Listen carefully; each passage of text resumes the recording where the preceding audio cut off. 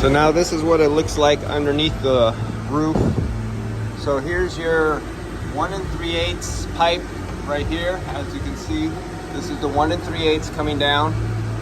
Then it goes through a stepped reducer. It's not brazed yet. I just have the tape here holding the pieces together until, because I was brazing upstairs. Then it comes down, it comes to this Y. Now on these Ys, you're not allowed, your limit is not to be plus or minus more than 3 degrees or back and forth 3 degrees. So in any direction, you cannot be off more than 3 degrees. It has to be as perfectly vertical as you could get it, which it's not brazed in, so we don't have it perfectly vertical. You can see it's off a little bit right there. You're not allowed to be that much off. That's probably a little more than 3 degrees.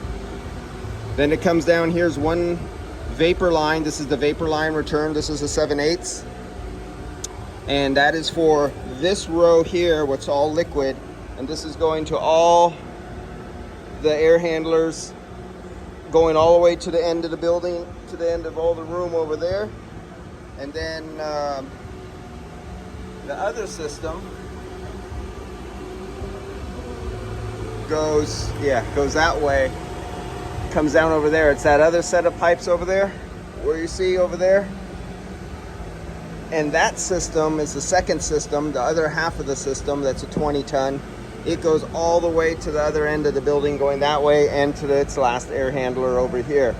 So every other air handlers from this whole 70-foot long room is system 1, system 2, system 1, system 2. And it keeps going like that, alternating air handlers all the way to the other side. And then right now, we're doing the liquid line here. So this is 5/8 coming down.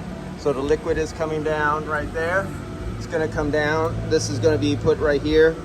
And then one is gonna go to this liquid line, go into little 3/8. Both these 5/8 are gonna turn into 2 3/8 and then feed the rest of the system on the, every other one on this 70-foot long building, 8 air handlers.